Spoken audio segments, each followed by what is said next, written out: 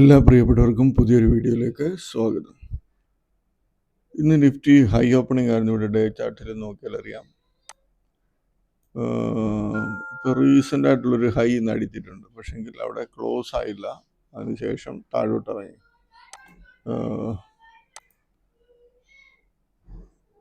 ഇത് ഹൈ അടിച്ചിട്ട് ഇതിന് മുകളിൽ ക്ലോസ് ചെയ്തിരുന്നെങ്കിൽ നമുക്കൊരു കുറച്ചുകൂടെ ഹൈ പ്രതീക്ഷിക്കാമായിരുന്നു. പക്ഷേ അറിയത്തില്ല, ചിലപ്പം എന്നാലും ഒരു 25,100-200 റേഞ്ചിൽ വന്നിട്ട് മാർക്കറ്റിന് ഹെവി റെസിസ്റ്റൻസ് ആയത്. ഇവിടെ നോക്കി അറിയാം, ഇവിടെ വന്നു, ഇവിടെ തിരിച്ച് ഇവിടെ നോക്കിയാൽ 25,100 1 2 അതിനുശേഷം വീണ്ടും കയറി വന്നു. ഇപ്പം 4ാം പ്രാവശ്യം കയറി വരുന്നു. പക്ഷേ 25,100 താഴെ ക്ലോസ് ആകുന്നുണ്ട് മാർക്കറ്റ്. ഇപ്പം കഴിഞ്ഞ ദിവസങ്ങളിലൊക്കെ മാർക്കറ്റിൽ ഈ മിഡിൽ ഈസ്റ്റിലെ പ്രോബ്ലം കൊണ്ട് ഇച്ചിരി വോളറ്റൈലായിരുന്നെങ്കിലും ഇറങ്ങിയിട്ടില്ല മാർക്കറ്റ് പർട്ടിക്കുലർ ഏതെങ്കിലും ഒരു ഡേയിൽ ഇറങ്ങി തന്നെങ്കിലേ ഉള്ളൂ, അല്ലാതെ മൊത്തത്തിൽ ഇറങ്ങിയിട്ടില്ല. അതുപോലെ അവരുടെ ഈ പ്രത്യേകിച്ച് ഇസ്രായേലിൻ്റെ അവരുടെ സ്റ്റോക്ക് മാർക്കറ്റൊക്കെയാണ് ഓൾ ടൈം ഹൈയിൽ നിൽക്കുകയാണ്. അപ്പോൾ അവരുടെ ഒരു ഇതെന്ന് പറയുമ്പോൾ എനിക്ക് തോന്നുന്നു അവരുടെ മാർക്കറ്റൊക്കെ ഇത് ചെയ്യാൻ കാരണം ഇറാനിൽ അവരെന്താണ് ഉദ്ദേശിച്ചത് ആ കാര്യം അവർ നടത്തി. അതുകൊണ്ടാണ് അവരുടെ മാർക്കറ്റ് വീഴാഞ്ഞത്. അല്ലെങ്കിൽ അതിനകത്തും വീഴ്ചകൾ വന്നേനെ. ഇറാൻ്റെ മാർക്കറ്റും എനിക്ക് തോന്നുന്നില്ല, കുറച്ചിടിഞ്ഞ് പിന്നെ വലിയ കുഴപ്പമില്ലാത്ത ഒരു ലെവലിൽ നിൽക്കുകയാണെന്ന് തോന്നുന്നു. പക്ഷേ ഇറാൻ്റെ മാർക്കറ്റ് ഒരു വലിയ മാർക്കറ്റല്ല. അപ്പം അതൊന്നും നമ്മുടെ വേൾഡ് മാർക്കറ്റിനെ, അവരുടെ മാർക്കറ്റിൽ എന്ത് സംഭവിച്ചാലും അത് വലിയ എഫക്റ്റ് ഒന്നും ചെയ്തില്ല. പക്ഷേ അവരുടെ പൊളിറ്റിക്കൽ രീതിയിലുള്ള കാര്യങ്ങളൊക്കെ നമ്മളെ മാർക്കറ്റിൽ എഫക്റ്റ് ചെയ്യും. പ്രത്യേകിച്ച് ഇസ്രായേൽ, ഇറാനെ, മിഡിൽ ഈസ്റ്റിലുള്ള ഏത് പ്രോബ്ലം. ഇപ്പം ഇടയ്ക്ക് ഹോർമസ് കടലിടുക്കിൽ അവർ ബ്ലോക്ക് ചെയ്യുമെന്ന് പറഞ്ഞു. അങ്ങനെ ഒരു ഇതുകൊണ്ടാണ് കഴിഞ്ഞ ദിവസമൊക്കെ ക്രൂഡ് ഓയിൽ കണ്ടമാനം കയറിപ്പോയി. ഇന്ന് പെട്ടെന്ന് നൈറ്റിൽ സീസ് ഫയർ ചെയ്തതുകൊണ്ട്, പെട്ടെന്ന് വെടിനിർത്തൽ പ്രഖ്യാപിച്ചതുകൊണ്ട് പെട്ടെന്ന് ക്രൂഡ് ഓയിൽ വില കുറഞ്ഞു. നമ്മുടെ മാർക്കറ്റെല്ലാം, വേൾഡ് മാർക്കറ്റെല്ലാം കുറച്ച് അപ്പിൽ ചെയ്തു. പക്ഷേ നമ്മുടെ മാർക്കറ്റ് ഹൈ ഓപ്പണിംഗ് മെയിൻറ്റെയിൻ ചെയ്തില്ല. ഇവിടെയാണ് ഓപ്പൺ ചെയ്തത്. 25,173 ഓപ്പൺ ചെയ്തു. 25,317 വരെ പോയി. ക്ലോസിങ് വന്നിട്ട് 25,044 റേഞ്ചിലാണ്. ഇവിടെ നോക്കിയാൽ നമുക്കറിയാം. അപ്പോൾ ഇനിയും വലിയ എഫക്റ്റ് ഇതിനകത്ത് വരുമെന്ന് തോന്നുന്നില്ല. പിന്നെ ഇനി അതുപോലെ വലിയ വിഷയങ്ങളൊക്കെ ഉണ്ടായെങ്കിൽ മാത്രമേ ഇനി പ്രത്യേകിച്ച് ഈ മിഡിൽ ഈസ്റ്റിലെ ഒരു പ്രശ്നം കൊണ്ട് നമുക്ക് മാർക്കറ്റിൽ എഫക്റ്റ് ആകത്തുള്ളൂ. ഇനി ബാക്കിയുള്ള വിഷയങ്ങളൊക്കെ ആയിരിക്കും മാർക്കറ്റിനെ ഇത് ചെയ്യുന്നത്. പക്ഷെങ്കിൽ നമ്മുടെ മാർക്കറ്റ് നേരത്തെ ഞാൻ പറഞ്ഞ പോലെ ഈ മാർക്കറ്റിൽ ഒരു കറക്ഷൻ വരുവാണെങ്കിൽ ഫസ്റ്റ് ടാർഗറ്റ് ഞാൻ ഈ റേഞ്ചാണ് പ്രതീക്ഷിക്കുന്നത്. എല്ലാവരും ഇപ്പം മിഡിൽ ഈസ്റ്റിലെ പ്രോബ്ലം പെട്ടെന്ന് സോൾവ് ആയി, അതുകൊണ്ട് ഇനി മാർക്കറ്റ് പറക്കും എന്നുള്ള രീതിയിൽ ആൾക്കാരിയിരിക്കും. പക്ഷെ അവിടുന്ന് മാർക്കറ്റ് താഴോട്ട് ഇറങ്ങും.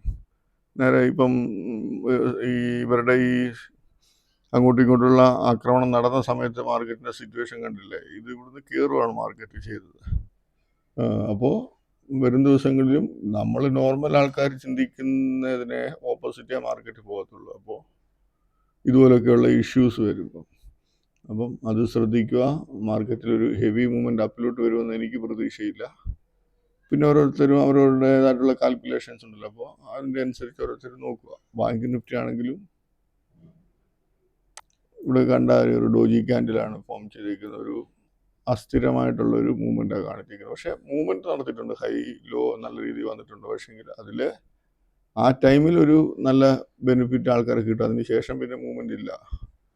ഓക്കെ, അപ്പോൾ നമ്മൾ കഴിഞ്ഞ ദിവസം നമ്മൾ എടുത്തിരുന്ന ഷെയറിന് അതിൻ്റെ ഇത്രയും F&O ഷെയർസാണ് നമ്മൾ എടുത്തത്. ഇതിനകത്ത് നമ്മൾ നോക്കി ഇരുന്ന് ചെയ്ത് കഴിഞ്ഞാൽ നമുക്ക് നല്ല കൃത്യമായിട്ടുള്ള ലെവലുകൾ ഷെയറിനകത്ത് കിട്ടും.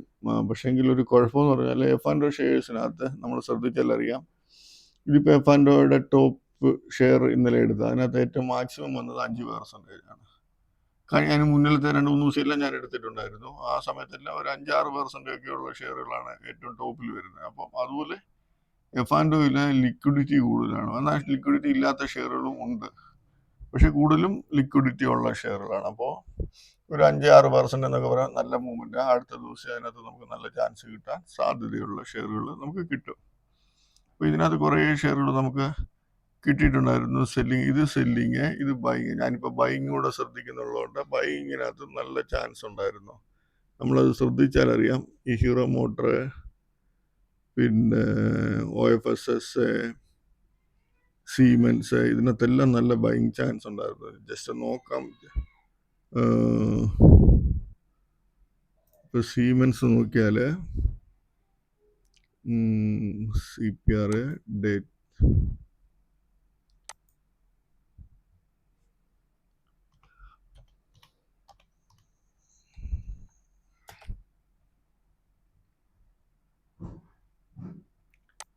സീമെൻസ് ഇവിടെ നോക്കിയാൽ അറിയാം.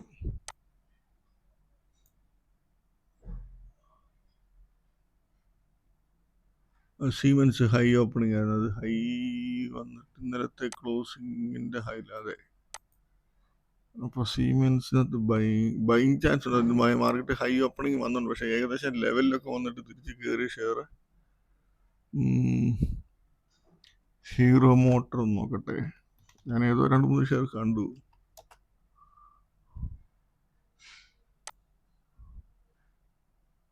ഓക്കെ, ഇതൊന്നും അങ്ങനെ ലോയിൽ വന്നിട്ടില്ല. പക്ഷെങ്കിൽ കയറിയിട്ടുണ്ട്. പക്ഷെങ്കിൽ കയറി സെല്ലിങ് ചാൻസ് അതിനകത്തെല്ലാം കിട്ടി. ഇവിടെ കണ്ടില്ലേ, പ്രീവിയസ് ഡേ ഹൈയുടെ മുകളിൽ വന്നു ഇറങ്ങി. 4324 4289. വീണ്ടും തിരിച്ച് പുതിയ ഹൈ അടിച്ചു. അതിനുശേഷം വീണ്ടും ഇറങ്ങി. സെല്ലിങ് ചാൻസ് നല്ലതായിട്ട് കിട്ടിയിട്ടുണ്ട്.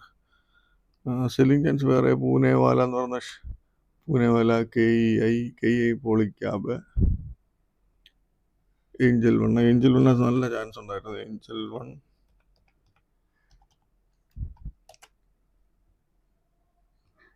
ഓപ്പണിംഗ് പ്രീവിയസ് ഡേ ഹൈയുടെ മുകളിൽ ഓപ്പണ 6-1 മുകളിൽ പോയി 3007 വരെ പോയി. അതിനുശേഷം 2991 കട്ട് ചെയ്ത് എൻട്രി എടുത്തിരുന്നെങ്കിൽ 2938 60 രൂപയ്ക്കടുത്ത് പ്രോഫിറ്റ് അതിനകത്തൊട്ടുണ്ടായിരുന്നു. പിന്നീട് നൈക്ക എന്ന് പറയുന്ന ഷെയർ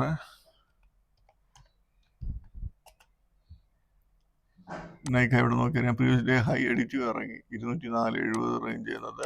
വൺ സൈഡ് ഇറക്കം 196 വരെ വന്നു. നല്ല മൂവ്മെന്റ് അതും കൊടുത്തിട്ടുണ്ടായിരുന്നു.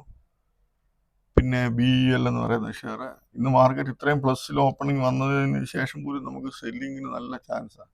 ബൈങ്ങിന് ചാൻസ് കിട്ടിയാൽ നല്ലതുണ്ട്. പക്ഷേങ്കിൽ നമുക്ക് ഒരു ഹെവി മൂവ്മെന്റ് പെട്ടെന്ന് കിട്ടത്തില്ല. അതാണ് ബൈങ്ങിന്റെ ഒരു കുഴപ്പം. സെല്ലിംഗ് ആണെങ്കിൽ പെട്ടെന്ന് ഹെവി പ്രോഫിറ്റ് എടുക്കാൻ പറ്റുന്നത്.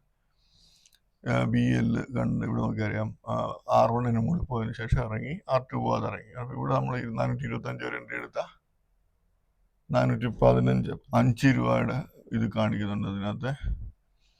BSC അതുപോലെ BSC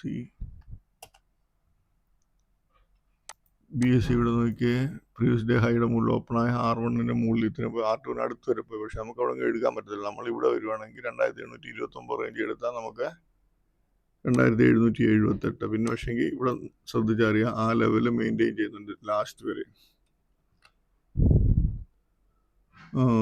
MCX എല്ലാത്തിനകത്തും ഉണ്ടായിരുന്നു തോന്നുന്നു ചാൻസ്. എല്ലാം മാർക്കറ്റ് ഹൈ ഓപ്പണിംഗ് വരുമ്പോൾ ഇതെല്ലാം ഹൈയിലാണ് ഓപ്പൺ ചെയ്യുന്നത്. പ്രീവിയസ് ഡേ ഹൈയുടെ മുകളിൽ ഓപ്പൺ ആകും. പ്രീവിയസ് ഡേ ഹൈയുടെ മുകളിൽ ഓപ്പണായി താഴെ പോയി. ഇവിടെ നോക്കി 8341 8056 ഏകദേശം 280 പോയിന്റോളം താഴെ പോയി. എല്ലാ ഷെയറിനകത്തും ഉണ്ട് അതുപോലെ ചാൻസുകൾ തന്നിട്ടുണ്ട്. അപ്പോൾ സെല്ലേഴ്സിന് നല്ല ചാൻസ് ആയിരുന്നു. അപ്പോൾ നമ്മൾ കൂടുതലും നോക്കേണ്ട കാര്യമില്ല. എല്ലാ മിക്കവാറും ഷെയർസിനകത്തുള്ള നല്ല ചാൻസ് ഉണ്ട്. നമുക്ക് ഈ നാളത്തേനുള്ള നോക്കാം. നാളത്തേനുള്ള ഷെയർ ഞാൻ ഇത് നമ്മുടെ നോർമൽ ഷെയറുകൾ Mukund limited, Bajaj consumer, WIPL, EIEL ഇത് വന്നിട്ട് F&Oയിലെ സെല്ലിംഗ് ചാൻസ് കിട്ടാൻ സാധ്യതയുള്ള ഷെയറുകളാണ് ഇത്. ഈ റെഡി കാണുന്നത് F&Oയിലെ ബൈയിങ് ചാൻസ് കിട്ടാൻ ചാൻസ് ഉള്ള ഷെയറുകൾ. ഇതിൻ്റെ ഇപ്പം ബൈയിങ് എങ്ങനെ എടുക്കേണ്ടതെന്നുള്ള കാര്യം ഞാൻ കഴിഞ്ഞ വീഡിയോയിൽ പറഞ്ഞു. ഇപ്പം KPIT ടെക് ലോ ഇതാണ് 1301.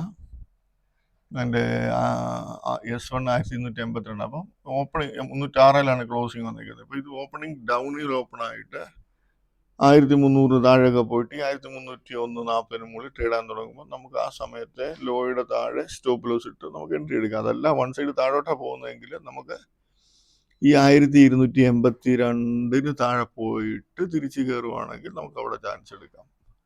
അതുമല്ല താഴോട്ട് വീണ്ടും പോവുകയാണെങ്കിൽ കയറാതെ തന്നെ പോവുകയാണെങ്കിൽ ഈ ലെവൽ വന്ന് കിട്ടിയാൽ നല്ല ചാൻസ് പെട്ടെന്ന് കിട്ടാൻ സാധ്യതയുണ്ട്. അതുപോലെ ഓയിൽ ഇന്ത്യയുടെ ലോ 44.50, ക്ലോസിംഗ് വന്ന് 45.85.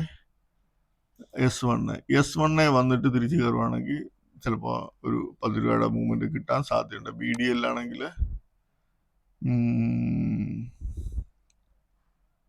BDLും കൊച്ചിൻ ഷിപ്പ്യാർഡും ഒക്കെ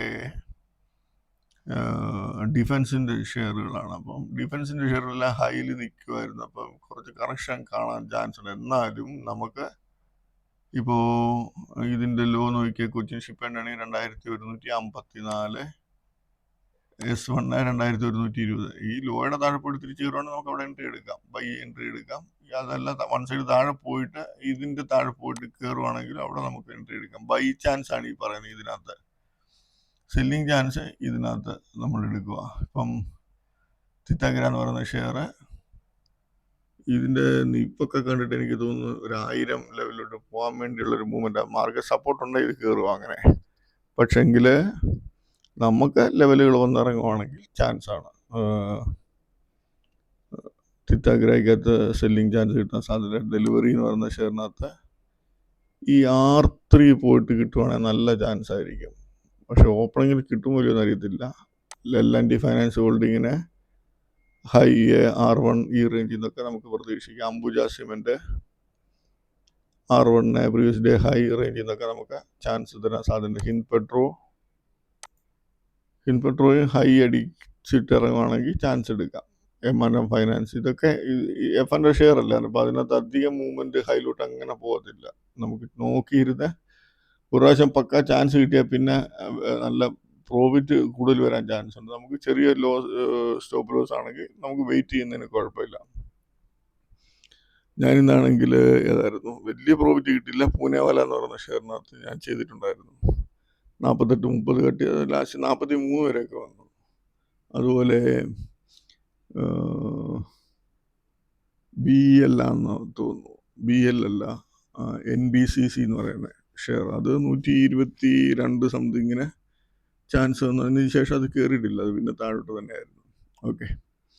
പിന്നെ ജനറലായിട്ടുള്ള ഷെയറുകൾ ഇത്രയും ഷെയർ. അതിനകത്ത് ഈ 2 ഷെയർ 20% ആണ്. അപ്പോൾ ഈ 20% ഇപ്പം ഇത് 137, 144. ഈ R2 റേഞ്ച് പെട്ടെന്ന് കിട്ടിയിട്ട് ഇറങ്ങുവാണ് നല്ല ചാൻസ് കിട്ടാൻ സാധ്യതയുണ്ട്. ബജാജ് കൺസ്യൂമർ അതും R1 നിന്ന് കിട്ടുവാണെങ്കിൽ ചാൻസ് ആണ്, നോക്കുക. L&T ഫുഡ്സിനകത്തും നല്ല ചാൻസ് കിട്ടാൻ സാധ്യതയുണ്ട്. പക്ഷേങ്കിൽ ഓപ്പണിംഗ് മൂവ്മെന്റ് ഹെവി ആണെങ്കിൽ വെയിറ്റ് ചെയ്തിട്ട് ചാൻസ് കിട്ടുമ്പോൾ ചെറിയ ചെറിയ ക്വാണ്ടിറ്റിയിൽ ട്രേഡ് എടുത്ത് നോക്കുക. ഇതാണ് നോർമൽ എല്ലാവർക്കും വേണ്ടി ഞാൻ നോക്കിയെടുത്ത് വെച്ചിട്ടുള്ള ഷെയറുകളുടെ CPR ലെവലുള്ള. ഓരോരുത്തരും ഷെയർ എടുത്ത് വാച്ച് ചെയ്യുക, ചാൻസ് കിട്ടുവാണെങ്കിൽ എൻട്രി ചെയ്യുക. ഞാനിപ്പം F&Oയുടെ ഫുൾ ഷെയർ വാച്ച് ചെയ്യുന്നുണ്ട്. ഇതുകൊണ്ടില്ലേ, ഫുൾ ഷെയർ ഞാൻ എടുക്കുന്നുണ്ട്. അത് വരും ദിവസങ്ങളിൽ ഞാൻ ചിലപ്പോൾ F&Oയിലോട്ട് ഷിഫ്റ്റ് ആവും ട്രേഡിങ്, അതിന് വേണ്ടിയാണ്. അപ്പം ഇതിനകത്ത് എനിക്ക് കണ്ടിട്ട് നല്ലൊരു ചാൻസ് തോന്നുന്നുണ്ട്. അതുകൊണ്ടാണ് ഞാനത് വീണ്ടും എടുത്തത്. ഫുൾ ഇതിനകത്ത് നോക്കി എടുക്കുന്നുണ്ട്. അപ്പോൾ വരും ദിവസങ്ങളിൽ നോക്കട്ടെ. F&Oയ്ക്കകത്ത് റിസ്ക് കുറച്ച് കൂടുതൽ പ്രോഫിറ്റ് എടുക്കാൻ പറ്റുമെന്ന് തോന്നുന്നു. പക്ഷേ എങ്കിൽ കൂടുതലും വലിയ വലിയ ഷെയറുകളാണ്, അതാണ് ഒരു പ്രോബ്ലം. എന്തായാലും വരും ദിവസങ്ങളിൽ ഒരു 10 ദിവസം വാച്ച് ചെയ്യുമ്പോൾ നമുക്ക് ഏകദേശമൊക്കെ അറിയാൻ പറ്റും. ഓക്കെ. അപ്പോൾ നിങ്ങൾക്ക് വീഡിയോ ഒക്കെ കാണുന്നവർക്ക് ഈ ഷെയറുകൾ നോക്കിയാൽ മതി. ഓക്കെ. അപ്പോൾ ഇതിനകത്തുനിന്ന് എല്ലാവർക്കും നല്ലൊരു പ്രോഫിറ്റബിൾ ഡേ ആയിരിക്കട്ടെ നാളെ എന്ന് ആശംസിക്കുന്നു. ബൈ.